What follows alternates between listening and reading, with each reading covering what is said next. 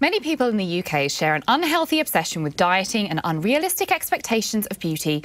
And those views were on full display in a recent column by provocative columnist Samantha Brick, where she advises her readers to stay on a permanent diet so they can stay beautiful, which, let's be honest, is code for desirable. Give us a little taster of what you come up against and, as a model and as somebody who's considered plus size, which to me seems crazy, but, There's a lot of struggles with it. I mean, if you're not basically a sample size 2 or 0 or 00, then you're automatically basically considered plus size in the fashion world, which is pretty crazy to me. But I'm really like a size 10, 12, and I'm automatically thrown into the plus size, category, which I don't have any problem with. The whole community is so supportive, and they've been really great to me.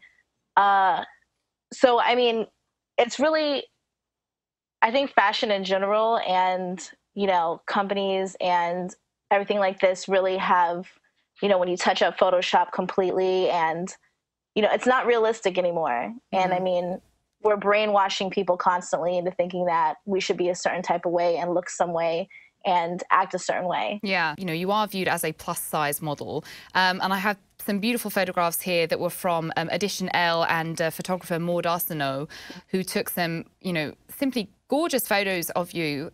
When you are perceived as a plus size model, I mean, how does that make you react? I mean, when you first were told, oh, you're in this plus size category, what did that do to your own sort of sense of self-worth? I was actually on Tumblr the first time I ever saw my pictures getting reblogged constantly, and I had the title plus size model. At the time, I wasn't even a model. I just took pictures of myself in clothes, and I never saw myself as plus size. Like I said before, I was a size 10, 12, especially, I gained like 15, 20 pounds over, the course of 3 years since I've started, blogging, but I never saw myself as plus size. And I was in sort of shock in the beginning because I've never had shopped at a plus size store before. I was always shopping like, the higher, end on the junior section. But it was a shock to me. And at first people, would think that I was ashamed of being plus size, and that's not the case at all. It's just that, you're getting labeled something that you've never been before, and it's a shock. And, that's fine by me now. I completely accept it.